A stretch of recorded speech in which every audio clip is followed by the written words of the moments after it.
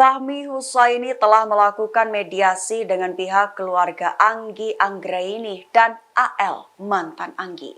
Dan hasil dari mediasi adalah permasalahan sudah diselesaikan secara kekeluargaan. Tidak hanya itu, Fahmi bahkan menalak Anggi. Ia mengatakan jika Anggi sudah tidak menjadi istrinya dan menyerahkan Anggi kepada keluarganya. Sebelum menalak Anggi, Fahmi bersyukur jika istrinya tersebut berhasil ditemukan. Namun tindakan tegas dari Fahmi lah yang harus diterima oleh Anggi. Pernyataan tersebut dikatakan oleh Fahmi dalam proses mediasi dan diunggah oleh salah satu akun media sosial Update Bogor pada 8 Juli 2023.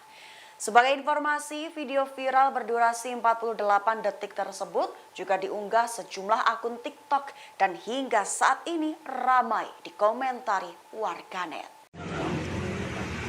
Alhamdulillah mengenai hilangnya istri saya yang bernama Anggi